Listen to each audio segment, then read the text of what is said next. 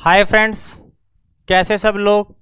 नमस्कार, स्वागत है आपका कंसेप्ट आरएनए की ऑनलाइन क्लासेस में। लास्ट क्लास में हमने hormonal method of contraception start किया था, जिसमें हमने बहुत सारी डिवाइसेस का स्टडी कर लिया था। जैसा ओसीपी हमने पूरा का पूरा पढ़ लिया था। ओसीपी बोले तो ओरल कॉन्ट्रासेप्टिव पिल्स।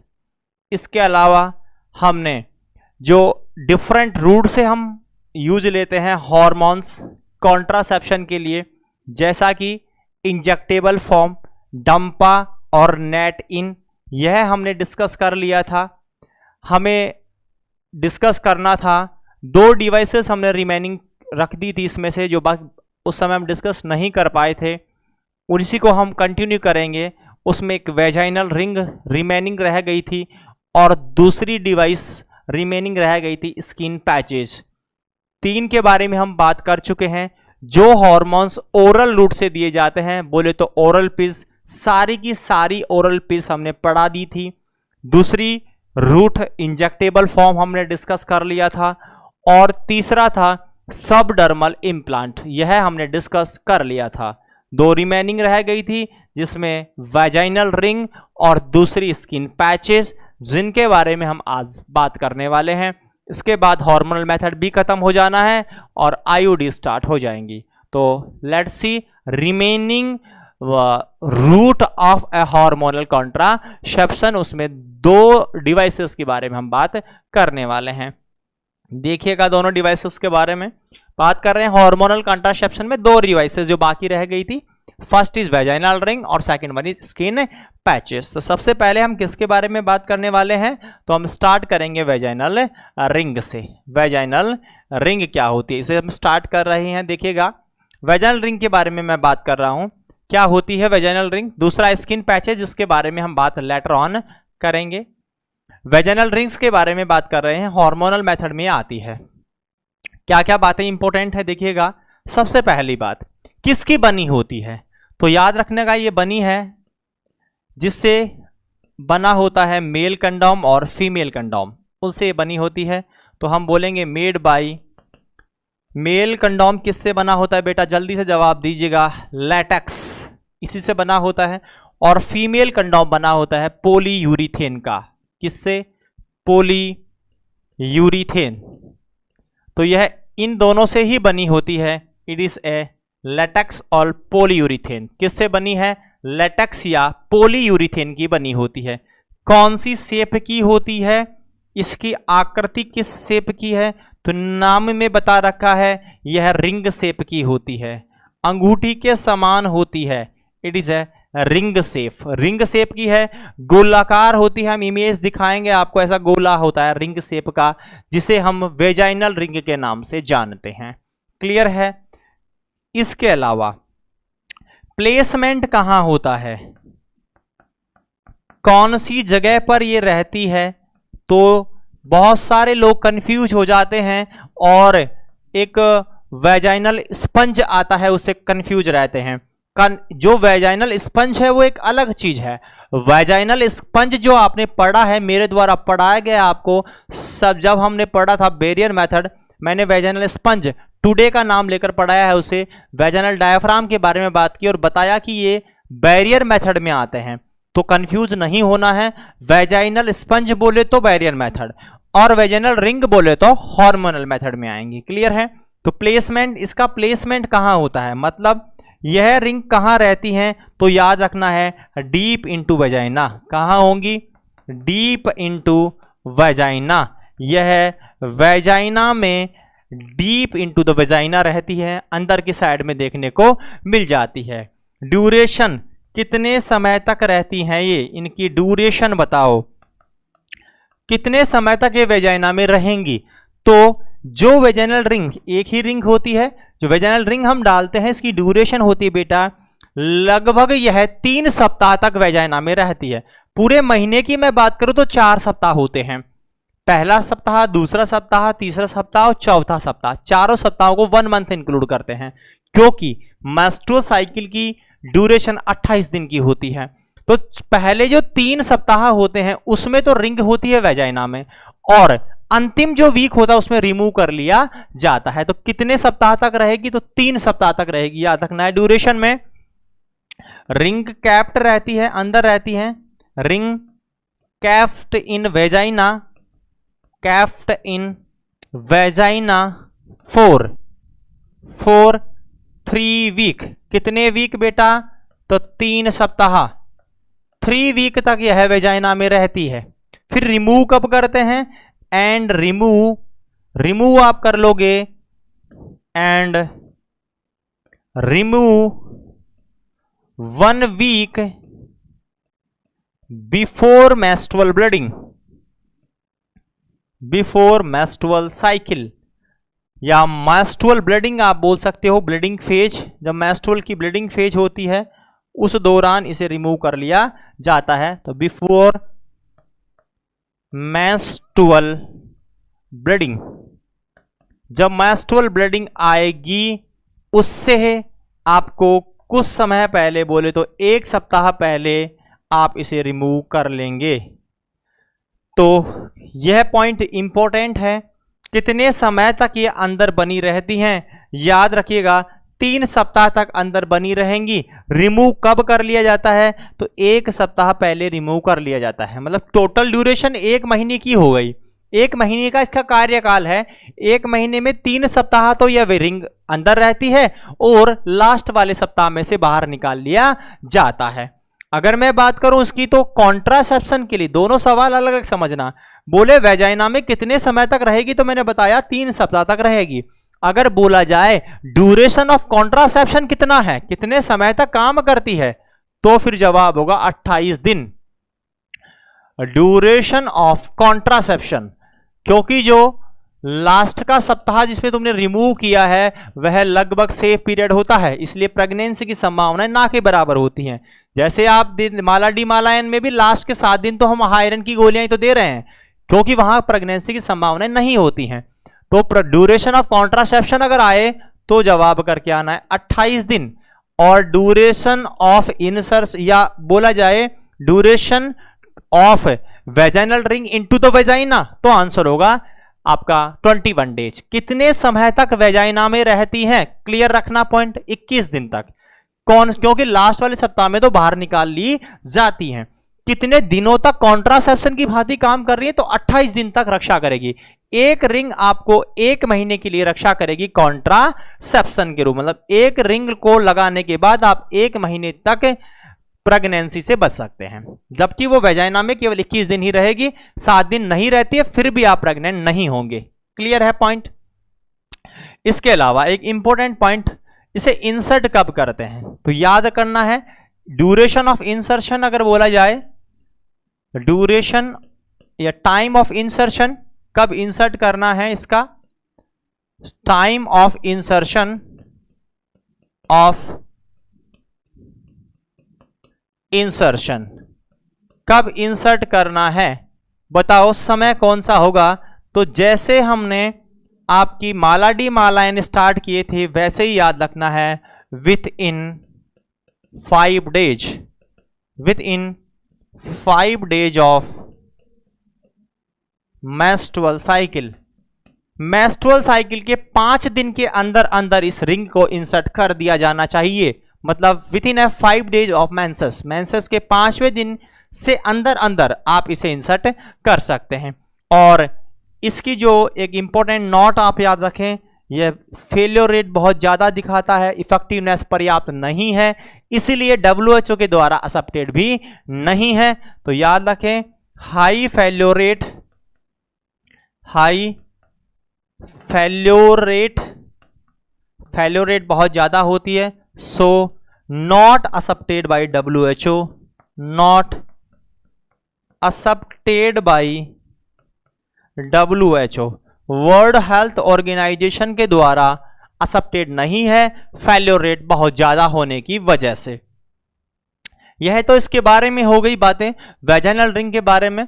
बहुत ज्यादा MCQ यहां से नहीं बनते हैं रिंग पे से, क्योंकि इतना ज्यादा प्रचलित नहीं है, फेलियर रेट बहुत ज्यादा है, WHO भी रिकमेंड नहीं करता है।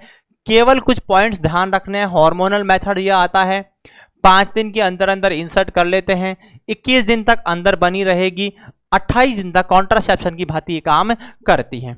एक और पॉइंट, इसमें हार्मोन कौन सा होता है? यह बनी तो होती है किसकी? तो बताएंगे लेटेक्स या पॉलीथीन की, पॉलीयूरीथेन की, लेकिन इसमें हार्मोन कौन सा आता है, कौन सा हार्मोन प्रेजेंट है? तो देखिएगा हार्मोन की मैं बात करता हूं कि इसमें हार्मोन कौन सा आता है। भाई हम 2 प्रकार के हार्मोन नॉर्मली पढ़ते हैं कॉन्ट्रासेप्शन में। इसमें जो पुरानी डिवाइसेस थी, 2 प्रकार की डिवाइसेस चलती हैं, जो ओल्ड डिवाइसेस थी और अब कुछ न्यू डिवाइसेज आ गई हैं, न्यू प्रकार की।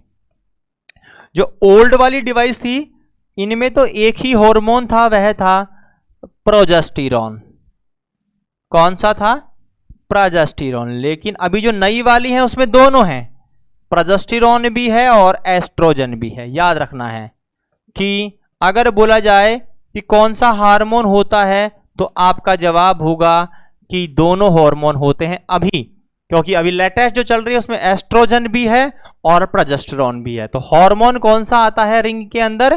पहली वाली में तो प्रोजेस्टेरॉन आया करता था, लेकिन अभी जो आ रही है उनमें दोनों है, एस्ट्रोजन भी और प्रोजेस्टेरॉन भी है। अब आपका मन कर रहा होगा कि सर कैसी दिखती होगी, कैसे इंसर्ट करते होंगे, तो कैसे हम डिफरेंशिएट करेंगे स्पंज से और इसको? तो हम आपको इसकी इमेज दिखाते हैं ताकि आपका यह कंफ्यूजन भी दूर हो जाए। तो let's see the image of vaginal ring. आपके सामने बोर्ड पर अवेलेबल है। यह वेजाइनल रिंग है। यह मैंने सिंगल आपको दिखाया वेजाइनल रिंग, बिल्कुल गोलाकार जैसे मैंने बनाई थी। ऐसे सोचिएगा आपका जो एक पेन होता है उसकी जो रिफिल आती है, उस रिफिल के समान ये होती है जिसमें इंक भरी होती है। इसमें इंक भरी नहीं मिलेगी, इसमें क्या भरा मिलेगा? हार्मोन भरा मिल जाएगा। बस बिल्कुल सेम है, गोल कर दो उसे। ऐसी ये रिंग होती है, विजिबल भी दिख रही है आपको। इसे इंसर्ट कैसे करना है यह भी देखिएगा।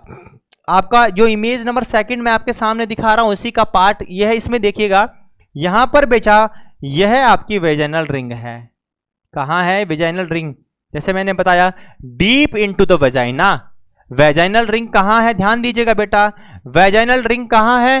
तो वेजाइना के अंदर है। अंदर बोले तो डीप, यानी कि जहां वेजाइना लगभग खत्म हो रही है। वेजाइना एक लंबी कैनाल होती है और लगभग 7 से 9 सेंटीमीटर इसकी 2 वाल, एंटीरियर और पोस्टीरियर वॉल होती है। 7 से 9 सेंटीमीटर इसकी लंबाई मानी जाती है एंटीरियर और पोस्टीरियर वॉल की। तो इसके अंदर की साइड में, मतलब जहां खत्म हो रही है, एंड पोर्शन है जहां वेजाइना खत्म हो रही है और सर्विक्स वाला पार्ट जुड़ रहा है यूट्रस का, उस वाले इलाके के आसपास इन्हें रखना होता है, क्योंकि जितना बाहर होगा उतना एक्सपल्सन की संभावनाएं ज्यादा है। अगर आपने आउटर पोर्शन में ही रख दिया वेजाइना के, मानो महिला ने कोई भी हैवी वर्क किया, थोड़ा भी वेट लिफ्ट किया और बाहर से एक्सपल्सन हो गई, तो क्योंकि आपने यूट्रस में नहीं डाली है तो वेजाइना में है, तो कभी भी बाहर निकल सकती है। इस वजह से डीप इनटू द वेजाइना में इन्हें रखा जाता है। यह पॉइंट क्लियर हुआ, डीप इनटू द वेजाइना रख रहे हैं। प्लेसमेंट कैसे करना है? क्या कोई दूसरा डॉक्टर आएगा? एक बार आप किसी की गाइडलाइन ले सकते हैं, अदरवाइज आपको बार बार किसी के इंसर्शन की आवश्यकता नहीं है, किसी की मदद लेने की आवश्यकता नहीं है। हर मंथ करना है तो आप खुद कर सकते हैं। कैसे करना है? फीमेल को अपना एक लेग टेबल पर रखना है ताकि वेजाइनल कैनाल थोड़ी डायलेट हो जाए, और रिंग को प्रेस करना है। रिंग कंप्रेसिबल होती है, यो बीच में प्रेस हो जाएगी, और फीमेल अपने हैंड से इसे थ्रू द वेजाइना इंसर्ट करेगी, वेजाइना में इंसर्ट कर लेगी, और फिंगर के द्वारा इसे थोड़ा सा डीप कर दिया जाता है। जैसे ही वेजाइना में रिंग जाती है, अपने आप फ्लेक्सिबल है, यानी कि यह दोनों जो एंटीरियर और पोस्टीरियर वॉल है वेजाइना की, उसके ऊपर कंप्रेसर डालेगी और स्टेबल हो जाएगी। यानी सेल्फ एडमिनिस्टर्ड है। स्टार्टेड में आपको गाइड की जरूरत होगी, उसके बाद फीमेल सेल्फ एडमिनिस्टर्ड कर सकती है। एक लेग को आपके टेबल पर रखना है, और उसके बाद में जैसा कि इमेज में आपको दिखा रखा है, देखिएगा फीमेल का 1 लेग टेबल के ऊपर है, और दूसरे आपकी जो हैंड है उस हैंड से फीमेल देखो पहले कंप्रेस थी, और फिर ये आपका दिख रहा होगा 1 फिंगर के द्वारा इसे अंदर इंसर्ट कर लिया जाता है। तो यह एक कॉन्ट्रासेप्टिव मेथड है, एक डिवाइसेस है जो हार्मोनल डिवाइसेस में आती है, और इसे हम अमूमन काम में नहीं लिया जाता है क्योंकि बहुत ज्यादा फेलियर रेट है। WHO भी रिकमेंड नहीं करता है। This is all about vaginal rings. खत्म होता है। आगे बात करते हैं वेजाइनल रिंग के बारे में। दूसरा पॉइंट जो हमें हमारे पास रिमेनिंग रह गया था, जिसे डिस्कस करना था हार्मोनल मेथड में बेटा, वो क्या था? तो मैंने बताया था वह थे स्किन पैचेज। क्या थे वो? Skin patches. Skin patch. Skin patch के बारे में बात करें, क्या होते हैं स्किन पैचेस? तो आपको कंफ्यूज नहीं होना है इंजेक्टेबल फॉर्म से। आपने जो डंपा और नेट इन लगाया वो एक अलग टाइप था, वो एक अलग चीज थी, थे हार्मोनल ही, लेकिन वो इंजेक्टेबल फॉर्म थे। लेकिन स्किन पैच अंदर नहीं लगाते हैं, ये बाहर ही होते हैं, मतलब about the body, on the body लगाते हैं, बॉडी के ऊपर, हमारी स्किन के ऊपर ही लगाया जाता है, बाहर से आसानी से दिखेंगी। इंजेक्शन अंदर इंसर्ट किया जाता है, सब डर्मल, डर्मिस के अंदर लगा रहे हैं, that is called the sub dermal implant. या इम्प्लांट जो करते हैं वो भी अंदर होता है, लाइक डंपा और नेट इन इंजेक्शन फॉर्म। ये आईएम लग रही है, तो एक तो मसल में लगा रहे थे, दूसरा डर्मिस के नीचे लगा रहे थे सर्जरी करके, लेकिन एक ऐसा है जो स्किन पे बाहर ही लगा रहे हैं, चिपकाते हैं जैसे टाइप पोस्टर टाइप में, वैसे बॉडी पर होता है, इसे हम स्किन पैच बोलते हैं। ये ऑन द बॉडी सरफेस होता है, बॉडी की सरफेस के ऊपर इसे लगाया जाता है। मैं इमेजेस भी दिखाऊंगा आपको, तो देखिएगा कितनी होती हैं स्किन पैचेस। यह भी सेम लगभग सा आपका होता है वेजिनल रिंग के समान ही। टोटल हमारे पास में 3 पैच रहते हैं, 3 पैच लगाई जाता है, एक सप्ताह तक एक पैच लगता है। पहले सप्ताह एक पैच, दूसरे सप्ताह दूसरा पैच और तीसरे सप्ताह तीसरा पैच। लास्ट वाले सप्ताह में कोई पैच नहीं होता है और फिर नेक्स्ट आपको मेंस्ट्रुअल के बाद में चालू करना है। सेम प्रोसेस चलता रहता है, स्किन के ऊपर ही लगाते हैं। मोस्ट ज्यादा साइटें जो होती हैं, अपर आर्म यहां रहता है, आपका जो स्कैपुला वाला रीजन है वहां रह सकता है, लोअर एब्डोमेन पे लगा सकते हैं और थाई के ऊपर लगाया जाता है। ये कुछ कॉमन साइट्स हैं जहां हम स्किन पैच को यूज करते हैं। यह भी इंडिया में यूज नहीं होता है। फॉरेनर्स जो हैं, जो सेक्सुअल कमर्शियल वर्कर्स हैं, स्पेशली वे फीमेल्स जो वेश्यावृत्ति का काम करती हैं, बोले तो प्रोस्टिट्यूट का काम करती हैं, सेक्स कमर्शियल सेक्स वर्कर्स होती हैं फॉरेनर्स में, वे फीमेल्स इस मेथड को यूज करती हैं। इंडिया में बहुत ज्यादा यूज आने वाला मेथड ये नहीं है। तो चलिएगा इसके बारे में बात कर लेते हैं। सबसे पहले तो मैं बोलूं इस रिंग के बारे में, तो टोटल कितनी यूज करनी है, पहला पॉइंट। तो आपको टोटल पैच जो काम में लेने हैं वह होंगे 3 पैचेस। कितने पैच लेने हैं बेटा? 3 पैच लेने हैं। क्लियर है? बोले तो 1 पैच फॉर 1 वीक। एक पैच कितने वीक काम आएगा? एक सप्ताह के लिए। 1 पैच ओवर या 1 patch for 1 week, for 1 week. एक महीने में अगर मैं बात करूं, बिल्कुल इजी तरीके से समझने का आप प्रयास करें। यह 1 मंथ हो गया, 1 मंथ है। बताओ 1 मंथ में कितने वीक होने वाले हैं? आपका जवाब होगा सर 4 वीक होते हैं। बिल्कुल सही जवाब है बेटा। यह आपका फर्स्ट वीक होने वाला है, यह आपका सेकंड वीक होने वाला है, फिर थर्ड वीक होने वाला है और फिर फोर्थ वीक होने वाला है। 4 वीक को मिलाकर हम लगभग 1 महीना बोल देते हैं। इनमें से इसमें आपका फर्स्ट पैच लगाएंगे हम, पहला पैच पहले सप्ताह, दूसरे में दूसरा पैच, मतलब एक पैच की वैधता केवल 1 सप्ताह ही होती है और यहां तीसरा पैच लगाया जाता है। बोले तो लास्ट के 7 दिन जैसे वेजिनल रिंग में कुछ नहीं था, वैसे यहां पर कोई पैच नहीं होता है, यहां पर कोई पैच नहीं लगाते हैं। बात समझ में आ रही होगी जो मैंने कही है। यानी कि आपकी जो आप पैच लगा रहे हैं बेटा, यह पैच केवल 3 सप्ताह तक ही रहती हैं, क्योंकि टोटल 3 ही पैच काम में लिए जाते हैं। 3 पैच लगा रहे हैं 3 सप्ताह के लिए। एक पैच की वैधता कितनी है? 1 वीक तक रहेगा। पूछ सकते हैं कि सिंगल पैच ऑफ या single skin patch is provide contraception for how much times? तो आंसर होगा 1 वीक। 1 सप्ताह तक एक पैच काम कर रहा है, फिर नेक्स्ट होगा, फिर नेक्स्ट होगा। यानी टोटल महीने में की बात करूं मैं बेटा, तो कितने लगा रहे हैं? 3 पैच यूज कर रहे हैं। दूसरा, कहां करेंगे? साइट बताओ, तो बताना है इसकी साइट कहां रहने वाली है। तो आपको लगाना है ओवर द स्किन लगेगा या ऑन द स्किन सरफेस, अंदर नहीं लगाते हैं, याद रखना ऊपर लगाया जाता है। On the surface of, on the surface of body, body की सरफेस पर लगाते हैं। और जगह हो सकती है क्या क्या, देखिएगा, एक तो आपकी जगह काम में लेते हैं अपर आर्म, अपर आर्म में आप लगा सकते हैं। इसके अलावा लोअर एब्डोमेन पर आप लगा सकते हैं, नाभि के आसपास यहां लगाया जा सकता है। इसके अलावा थाई पर आप लगा सकते हैं या स्कैपुला वाले रीजन पर आप लगा सकते हैं, पीछे वाला एरिया, यहां यह लगाया जा सकता है। ये सब ऐसी जगह है जहां आप इन्हें लगा सकते हैं। इन पैचेस को यूज किया जा सकता है। क्लियर है? Upper arm, lower abdomen, thigh, scapula, इन्हें यहां लगाया जा सकता है। यहां पर भी सवाल आए, बताओ इनमें कौन सा हार्मोन होता है भाई।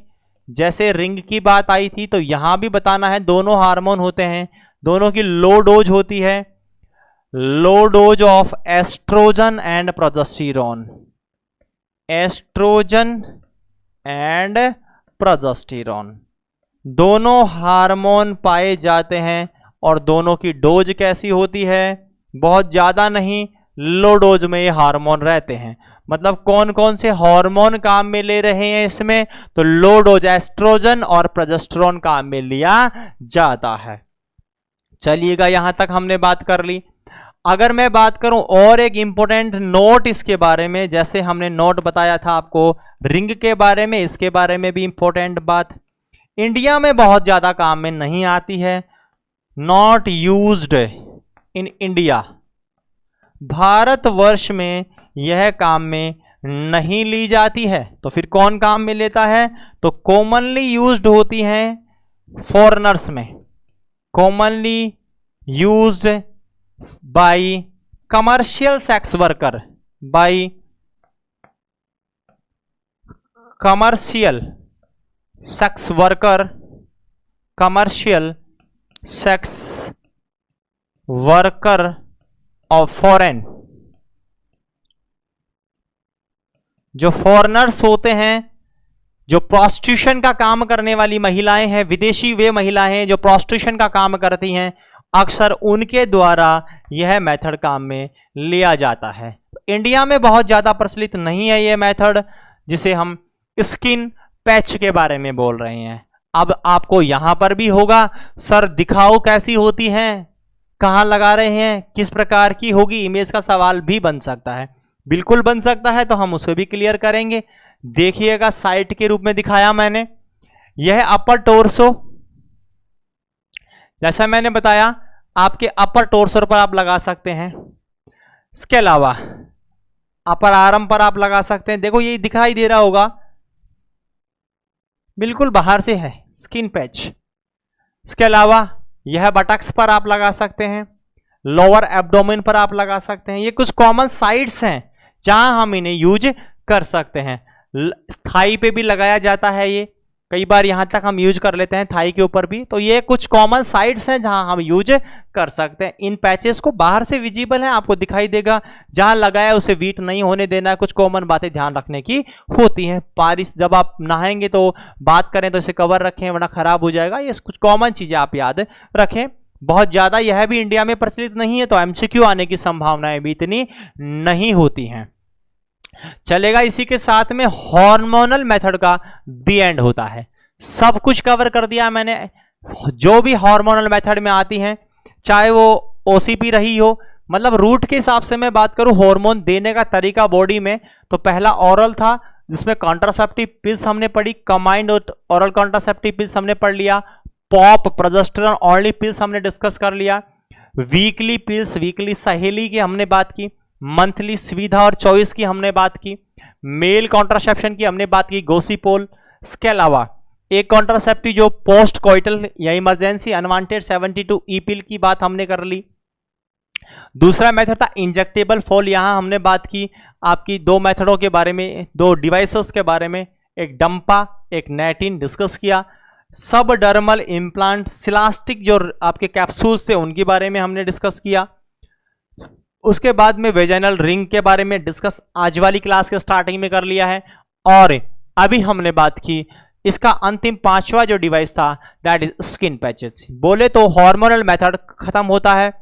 अब हम बात करने वाले हैं, अंतिम मेथड बाकी रहा है टेम्परेरी का, फिर परमानेंट चालू हो जाएंगे। और टेम्परेरी में लास्ट हमने 4 जब क्लासिफिकेशन बताया था, पहला नेचुरल था, डिस्कस किया सबसे पहले, दूसरा बैरियर था, फिर डिस्कस किया, तीसरा हार्मोनल है। एक बाकी रह गया, वह है IUD, intra uterine devices. Exam के हिसाब से बेहद महत्वपूर्ण है, बहुत सारे सवाल यहां से आते हैं।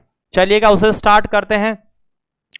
Intra uterine devices, IUD। सबसे पहले तो मैं इसके नाम पे जाऊंगा, इंट्रा यूट्राइन डिवाइसेस के ऊपर। सुनिएगा, इंट्रा यूट्राइन डिवाइसेस जो होती हैं, इसमें 3 वर्ड आपको दिखाई दे रहे होंगे बेटा। पहला वर्ड लिखा होगा इंटरा, इंटरा। दूसरा वर्ड लिखा है यूट्राइन, और तीसरा लिखा है डिवाइसेज। यानी कि 3 चीजों से बना है इंट्रा यूट्राइन डिवाइसेस। चलो इनका हम डिस्क्रिप्शन देख लेते हैं। इंट्रा शब्द का मतलब होता है विथ इन। कोई चीज किसी चीज के अंदर होती है तो इसे इंट्रा बोलते हैं। जब किसी के बीच में होती है तो इंटर बोलते हैं। बोलते हैं ना, जयपुर जोधपुर इंटरसिटी, वे ट्रेन जो 2 शहरों के बीच में चलती है उसे हम बोलते हैं inter. Jaipur Jodhpur intercity, inter यानी के बीच में, लेकिन इंटरा के अंदर, इंट्रा एब्डोमिन यानी पेट के अंदर। समझ में आ रही? इंट्रा क्रेनियल, क्रेनियल यानी खोपड़ी के अंदर, क्रेनियम के अंदर। सेम यहां है इंट्रा, इंट्रा मतलब के अंदर। यूट्राइन अब समझ में आ गया होगा, यूट्रस, यूट्रस गर्भधानी, यूट्रस बच्चादानी, यूट्रस की बात हो रही है। तीसरा डिवाइस, डिवाइस का मतलब वे युक्तियां जो कि काम करेंगी कॉन्ट्रासेप्शन के लिए। तो आप अगर तीनों को जोड़ें तो हम बोलेंगे with in the uterus device, या device with in the uterus. वे डिवाइसेज जो यूट्रस में हैं, बताओ क्या कहलाएंगी? Intra uterine devices. तो यहां तो कंफ्यूजन होना ही नहीं चाहिए। अगर आपको बोले बताओ IUD कहां रहती हैं, तो जवाब निसंदेह क्या होगा? यूट्रस। कहां होती हैं? यूट्रस में। पहला सवाल तो यही बन सकता है, IUD प्लेस होती हैं तो यूट्रस में प्लेस होती हैं। क्लियर हुआ? तो हम क्या बोल सकते हैं, इस चीज को समझ सकते हैं और बोलेंगे कि contraceptive devices, contraceptive devices placed with in the, कहां होती हैं? With in the uterus. Way contraceptive युक्तियां, वे कॉन्ट्रासेप्टिव डिवाइसेज जो प्लेस होती हैं यूट्रस में कहलाती हैं IUDs। क्या कहलाती हैं? IUD, intra uterine devices. The devices which are placed into the uterus and act as a contraceptions called is the IUDs। Way devices जो यूट्रस में फिट हैं और कॉन्ट्रासेप्शन की भांति काम कर रही हैं, गर्भरोधक के रूप में काम कर रही हैं, गर्भ निरोधक चीजों के रूप में काम कर रही हैं, क्या कहलाती हैं? IUD कहलाती हैं। तो पहला पॉइंट क्लियर हुआ। कहां है ये प्लेस? जवाब होगा यूट्रस में, नाम बता रहा है। चलो ठीक है जी। दूसरा, सेकंड पॉइंट पर आए हम कि IUD जो होती हैं यह कितने टाइप की होती हैं। सबसे इंपॉर्टेंट बात यहां आती है कि IUD के टाइप बताओ, कितने टाइप की IUD होती हैं? तो आपका जवाब होगा 3 प्रकार की होती हैं। क्या बोलोगे आप? 3 प्रकार की होती हैं। कैसे बताएंगे? जनरेशन के हिसाब से। आप बोलोगे कि 3 जनरेशन होती हैं। फर्स्ट जनरेशन, जैसे हमारी जनरेशन चलती है वैसे इनकी जनरेशन भी है। सेकंड जनरेशन और third generation. First generation, second generation और थर्ड जनरेशन। मतलब बताओ कितनी जनरेशन होती हैं IUDs की? आपका जवाब होना चाहिए 3 जनरेशन होती हैं, पहला जनरेशन, दूसरा जनरेशन और तीसरा जनरेशन। अब बताओ अंतर क्या होता है। तो जब हम बात करते हैं आईयूडी की, अधिकांश मेरे मित्रगण, अधिकांश मेरे साथी, अधिकांश मेरे विद्यार्थी क्या सोच रहे होंगे, सर आईयूडी का मतलब कॉपर्टी होता है। अधिकांश जैसे ही आईयूडी वर्ड हमारे माइंड में आता है, हमारे सामने आता है, हमसे कोई बोलता है, हम एक ही पॉइंट पर केंद्रित हो जाते हैं और वह कॉपर्टी होता है। लेकिन कॉपर्टी बेटा एक टाइप है, इसका एक जनरेशन है केवल, इसके अलावा 2 और जनरेशन आती हैं। तो कॉपर्टी केवल सेकंड जनरेशन में आता है, उसके अलावा थर्ड और फर्स्ट जनरेशन में और भी बहुत सारी चीजें आती हैं। तो ध्यान दीजिएगा, बेहद महत्वपूर्ण टॉपिक पर हम चल रहे हैं, आईयूडीज। बेहद बहुत महत्वपूर्ण एमसीक्यू यहां से बनने वाले हैं जिन्हें हम कवर करेंगे इस टॉपिक में। जनरेशन की बात मैं आपको बता रहा हूं, 3 जनरेशन होती हैं आईयूडी की, जनरेशन फर्स्ट, जनरेशन सेकंड और जनरेशन थर्ड। चलो इनमें कुछ बेसिक डिफरेंस हम देख लेते हैं। तीनों जनरेशन में क्या क्या अंतर कॉमनली देखने को मिलता है इन जनरेशन में, वो हम स्टार्ट करते हैं। कुछ डिफरेंशिएशंस करते हैं इन तीनों जनरेशन के अंदर जो आपके सामने है। चलिएगा, सबसे पहला पॉइंट हम बात करेंगे फर्स्ट जनरेशन के बारे में। किसके बारे में बात कर रहे हैं? फर्स्ट जनरेशन, पहली जेनरेशन, फर्स्ट जनरेशन। दूसरी है सेकंड जनरेशन, सेकंड जनरेशन, यह सेकंड जनरेशन है। और तीसरी है थर्ड जनरेशन। मतलब अगर आपको बोले कि बताओ आईयूडी की कितनी जनरेशन होती है, आप जवाब देंगे 3 जनरेशन है, first generation, second generation, third generation. Common differentiation पर आते हैं। यह जो डिवाइस होती है पहली वाली, यह होती है इनर्ट डिवाइस। कैसी होती है बेटा? Inert device, INERT, inert. जब इस शब्द को मैं खोलता हूं इनर्ट को, तो इसका मतलब निकलता है वे केमिकल्स जो किसी दूसरे केमिकल के साथ में कोई रिएक्शन नहीं करते, निष्क्रिय। वे केमिकल जो किसी दूसरे केमिकल के साथ में कोई रिएक्शन नहीं करते हैं, इनर्ट कहलाते हैं। तो यहां पर भी जो डिवाइस होती हैं फर्स्ट जनरेशन वाली, इसमें कोई केमिकल रिएक्शन देखने को नहीं मिलती। जब केमिकल रिएक्शन ही नहीं है तो हम उसे इनर्ट डिवाइस का नाम दे देते हैं। चलो बात करते हैं दूसरे की। इसे हम लिखवाएंगे जब हम जनरेशन फर्स्ट पढ़ाएंगे, मैं इस वर्ड को लिखवा दूंगा इनर्ट, समझा रहा हूं अभी। हम दूसरे जनरेशन की हम बात करें तो इसे बायो एक्टिव बोलते हैं। क्या बोलते हैं बेटा? Bio active. क्यों बोला बायो एक्टिव? बायो एक्टिव शब्द का मतलब है जहां रिएक्शंस हो रही हैं, जहां केमिकल रिएक्शन प्रेजेंट है, चाहे कोई हार्मोन की वजह से हो रही हो, चाहे वो किसी आयन की वजह से हो रही हो, रिएक्शन अगर उपस्थित है, कोई रिएक्शन हो रही है, आप उसे क्या बोल दोगे? Bio active. चलो ठीक है, तीसरी की बात करते हैं बेटा। यह भी बायो एक्टिव होता है।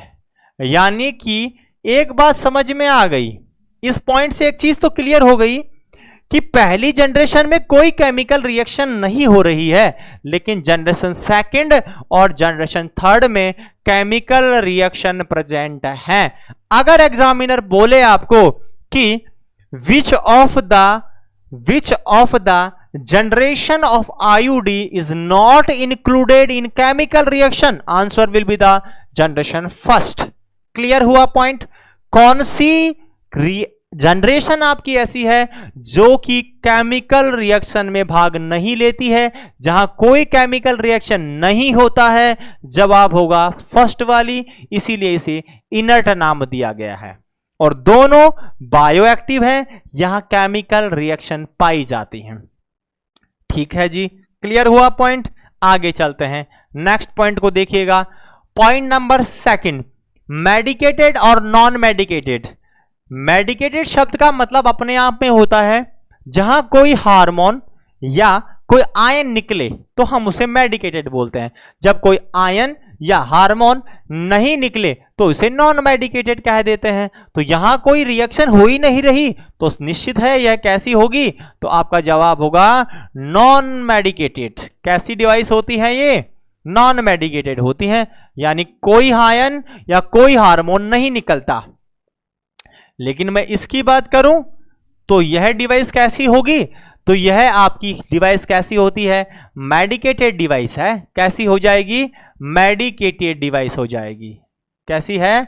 मेडिकेटेड। अगर हम इसकी बात करें तो यह कैसी हो जाएगी? यह वाली हार्मोनल होती है। कैसी है? हार्मोनल, क्योंकि जनरेशन थर्ड में हार्मोन पाए जाते हैं, एस्ट्रोजन और प्रोजेस्टेरोन। प्रीफर करते हैं प्रोजेस्टेरोन, मिरिना और प्रोजेस्टाशर्ट, दो बेहद इंपॉर्टेंट एग्जांपल यहां होते हैं जहां हार्मोन मुख्यतः लीवोनोर्जेस्ट्रिल जो कि प्रोजेस्टेरोन का डेरिवेटिव है काम में लिया जाता है। तो दूसरा अंतर बता रहा है कि जो पहला जनरेशन है इस जनरेशन में नॉन मेडिकेटेड होती हैं, यानी कि ना तो कोई आयन होता है और ना कोई हार्मोन होता है। लेकिन दूसरी वाली मेडिकेटेड है, मतलब इनसे कोई हार्मोन या आयन निकल रहा होगा और तीसरी वाली में भी हार्मोन निकल रहा है, तो यह हार्मोनल डिवाइस हो गई। तीसरा पॉइंट, इसे बोलते हैं non metallic device. Non metallic यानी इससे कोई मेटल नहीं निकल रहा, इसलिए हम इसे नॉन मेटालिक बोल देते हैं। लेकिन अगर मैं इसे बोलूं तो इसे क्या बोल दूंगा? इसे मैं बोलूंगा मेटालिक, क्योंकि इसमें मेटल उपस्थित है, कोई हार्मोन या आयन है, और इसे भी मैं बोल दूंगा मेटालिक। तो आपकी यह वाली डिवाइस नॉन मेटालिक है, ये दोनों मेटालिक डिवाइस होती हैं। इसके अलावा देखिएगा, अगर हम इसे बोलें तो हम कह देंगे नॉन मेडिकेटेड हो गई, नॉन मेटालिक हो गई। अगर हम बात करें तो हम बोलेंगे यह हार्मोन के हिसाब से अगर हम बोलना चाहें तो हम कह देंगे नॉन हार्मोनल होती है। नॉन हार्मोनल, यह नॉन हार्मोनल है। और अगर मैं इसकी बात करूं तो यह कैसी डिवाइस है? तो यह आपकी डिवाइस होगी मेटालिक डिवाइस। कैसी है? मेटालिक डिवाइस, तो इसमें मेटल पाए जाते हैं। और इसकी बात करें तो हम यानी आप इसे हार्मोनल भी कह सकते हैं कि ये हार्मोनल डिवाइस हो गई, क्योंकि इसमें हार्मोन होता है मेटालिक। क्लियर है? आपकी नॉन हार्मोनल है क्योंकि इसमें हार्मोन होता ही नहीं है इसके अंदर। लेकिन अगर इसकी बात करें हम, आपकी जनरेशन सेकंड की मैं बात करूं तो मैं कहूंगा यहां पर आपके पास में क्या होता है? मेटल है। तो आप कहेंगे कि जब कोई मेटल यहां उपस्थित होता है तो यह मेटालिक डिवाइस हो गई, और इसके अंदर आपका हार्मोन होता है। तो अगर हम कहें तो हम इसे बोलेंगे it is called as hormonal device और मेटालिक डिवाइस। या तो हार्मोन होगा या मेटालिक हो जाएगा। और इसे आप कह सकते हैं यह डिवाइस कैसी हो जाएगी? मेडिकेटेड डिवाइस हो जाएगी। Medicated device. बेसिकली अगर मैं बात करूं तो हार्मोन से ज्यादा इंपॉर्टेंट यहां होगा आपका मेटालिक वाला, क्योंकि हार्मोन अगर पर्टिकुलर कंफ्यूज करेगा आपको, हार्मोनल वर्ड क्यों करेगा? क्योंकि हार्मोन अगर मैं पर्टिकुलरली बात करूं तो इस वाले में मिलता है, ये हार्मोन डिवाइस है। मैं बात ही करूंगा आगे। मेटालिक डिवाइस इसे बोलते हैं, हार्मोनल डिवाइस इसे बोलते हैं, और नॉन मेटालिक डिवाइस इसे बोलते हैं। क्लियर है? तो ये कुछ पॉइंट्स है जो बेसिक डिफरेंशिएशन कर रहा है कि इनमें क्या चीज होती है। कोई केमिकल रिएक्शन नहीं, इसलिए no medicated, non metallic, non hormonal, कुछ भी नहीं है इसके अंदर। अलग ही चीज हो रही, बताएंगे कैसे। बायोएक्टिव है, मेडिकेटेड होती है, मेटालिक है, मेटालिक है यहां पर। इसके अलावा बायोएक्टिव है, हार्मोनल है, मेटालिक है और मेडिकेटेड होती है। क्लियर हुआ? तो ये कुछ पॉइंट्स है जो आपको ध्यान रखने होते हैं। चलिएगा अब हम एक एक जनरेशन की बात करते हैं। ऐसे स्टार्ट करेंगे, generation first, generation second, generation third से स्टार्ट करेंगे। तो सबसे पहले मैं बात करने वाला हूं, ये कुछ कॉमन डिफरेंशिएशन थे जो मैंने बता दिए। अब आपके माइंड में कुछ चीजें निकल कर आ रही होंगी, जैसे इनर्ट क्या है, नॉन मेडिकेटेड क्या है, ये शब्द क्या होते हैं, तो इनके बारे में भी हम बात करेंगे। सबसे पहले मैं आपको जनरेशन फर्स्ट दिखाता हूं। ये इमेज आपके सामने जनरेशन फर्स्ट की। यह जनरेशन फर्स्ट है आपकी, जनरेशन फर्स्ट। और इसका नाम क्या है तो आपको याद रखना है, इसका जो एग्जाम्पल है यह है लिप्स लूप। लिप्स लूप नाम क्या है? Lips loop. इसका नाम है लिप्स लूप, जनरेशन फर्स्ट में आती है। चलिएगा जनरेशन फर्स्ट को स्टार्ट कर लेते हैं कि जनरेशन फर्स्ट में क्या क्या चीजें होती हैं।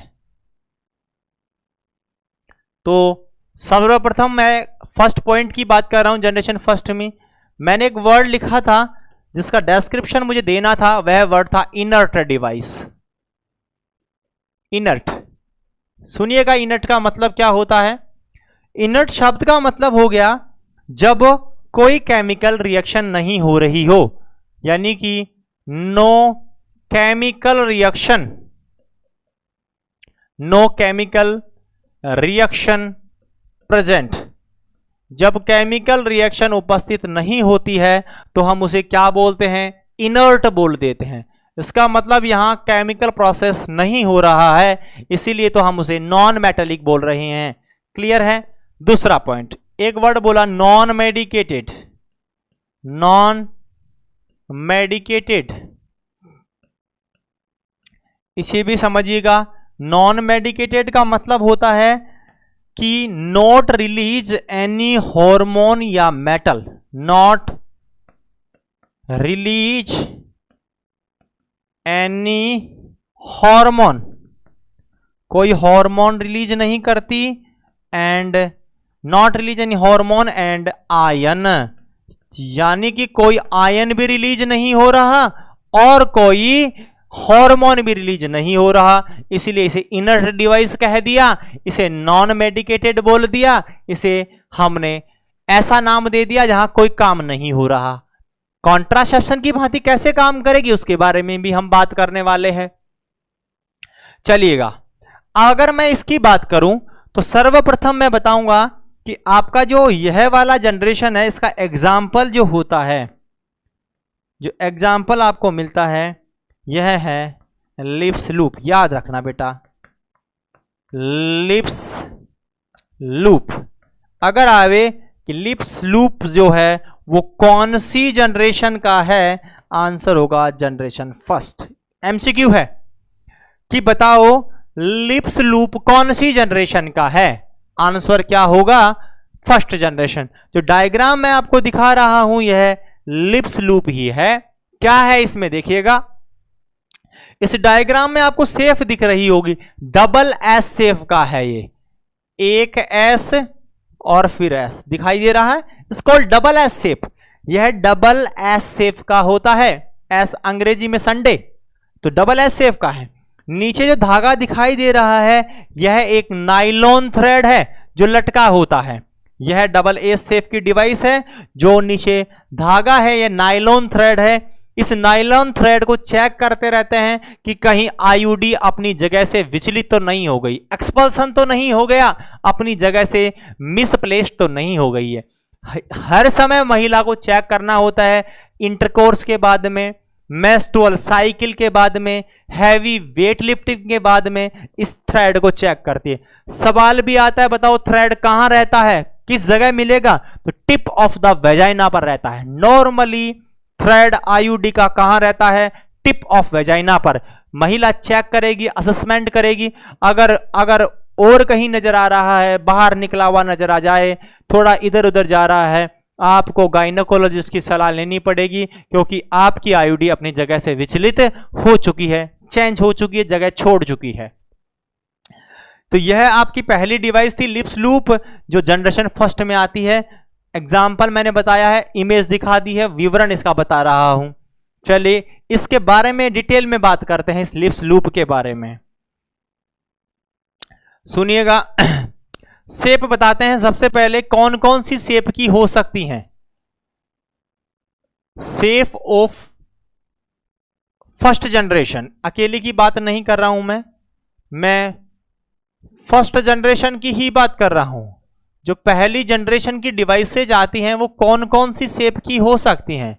तो बेटा यह अलग अलग शेप में मिल सकती हैं। जैसे यह स्पाइरल्स की शेप में मिल सकती हैं। स्पाइरल्स ऐसे होते हैं, आप बोलते हैं स्पाइरल बेंडिंग, आपकी जब बुक्स लेकर आते हैं नोटबुक बोलते हैं स्पाइरल कर दे उसके ऊपर, क्लियर है?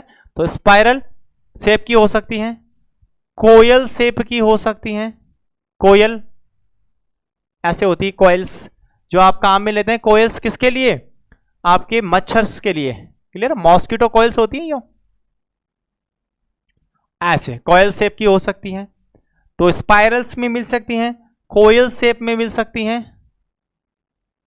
रिंग शेप की हो सकती हैं,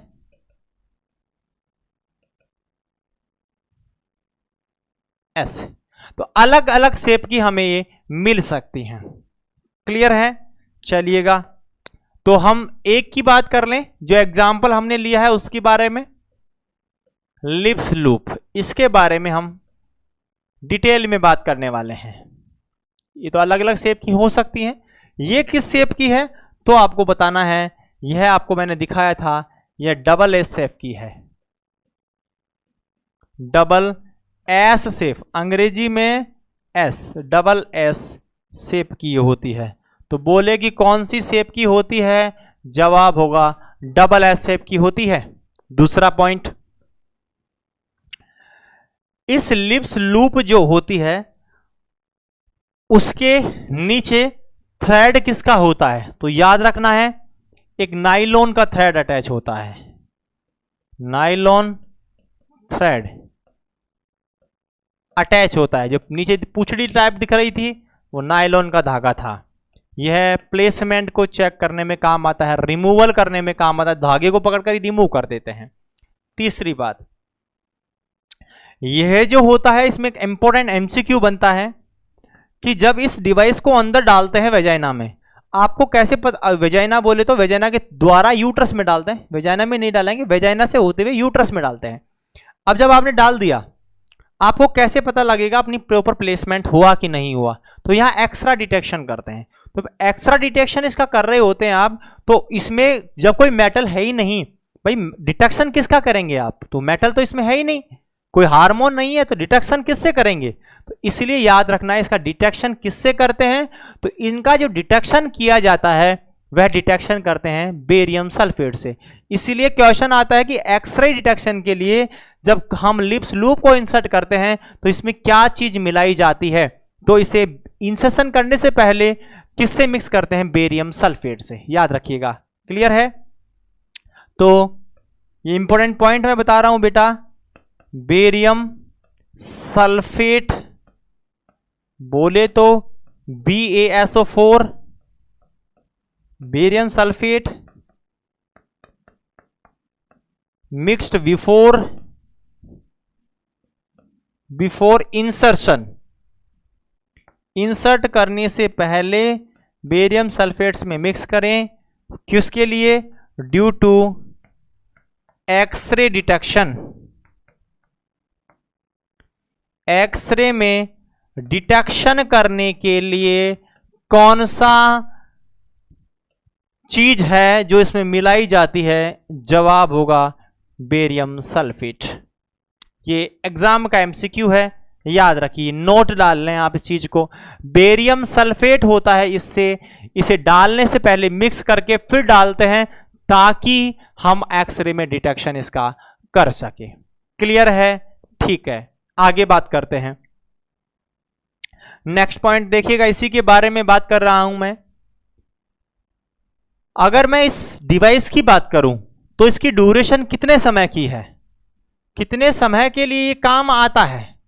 तो देखिएगा, इसका ड्यूरेशन होता है लगभग 4 से 5 साल।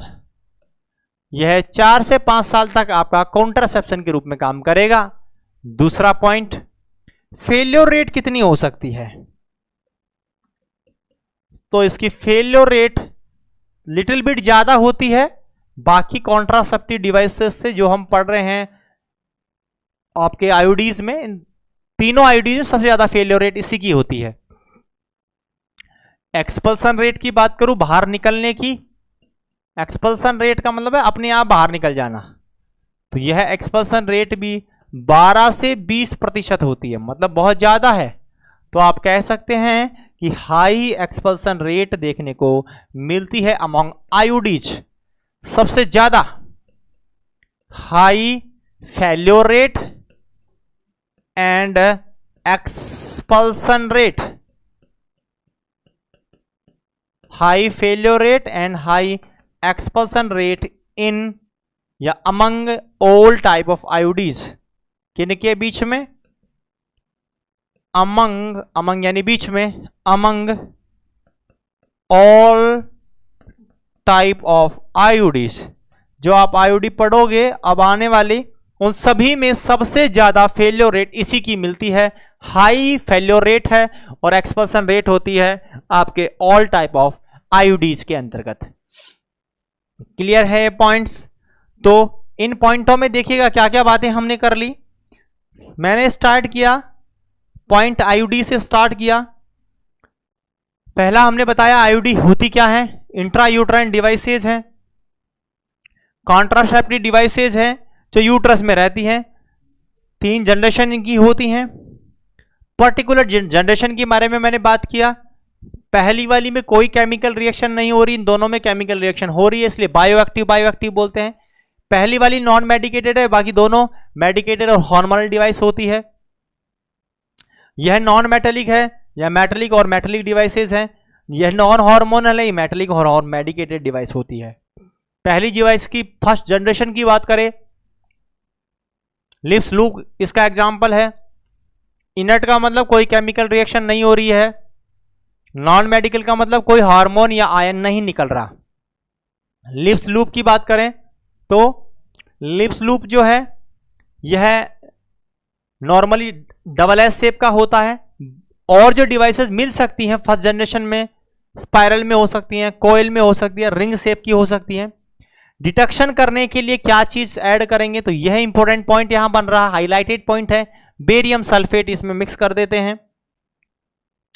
ड्यूरेशन हो सकती है 4 से 5 साल। फेल्योर रेट 3% और एक्सपल्सन रेट 12 से 20, बहुत ज्यादा एक्सपल्सन रेट है। इसे कब ऐड किया गया, तो याद रखना है कि यह यूज्ड हुई थी, यूज्ड एज कॉन्ट्रासेप्शन। कॉन्ट्रासेप्शन के लिए इसे यूज किया गया था 1965 में। 1965 के अंदर इसको काम में ले लिया गया था। किसके रूप में? कॉन्ट्रासेप्टिव डिवाइस के रूप में। चलिएगा, अब एक क्वेश्चन आपके माइंड में आ रहा होगा, नहीं आ रहा तो मैं पैदा कर देता हूं, देखिएगा। और क्वेश्चन क्या हो सकता है? क्वेश्चन ये बन रहा होगा कि सर एक बात बताओ, आपने कह तो दिया कि नॉन मेडिकेटेड है, नॉन हार्मोनल है, हम मान भी लेते हैं, एक बात समझ लिया, बोलो आप सही बोल रहे होगे, लेकिन मन गवा नहीं दे रहा हमारा। क्यों?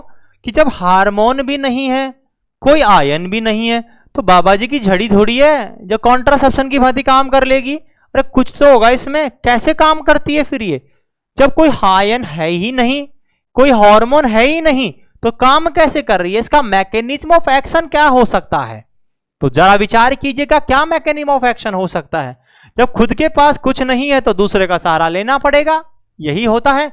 तो अगर जब कभी सवाल आए, मैं पर्टिकुलर बात करूंगा बेटा, तीनों का अलग अलग बताऊंगा मैकेनिज्म ऑफ एक्शन। पहली जनरेशन कैसे करती है, दूसरी कैसे करती है और तीसरी कैसे करती है।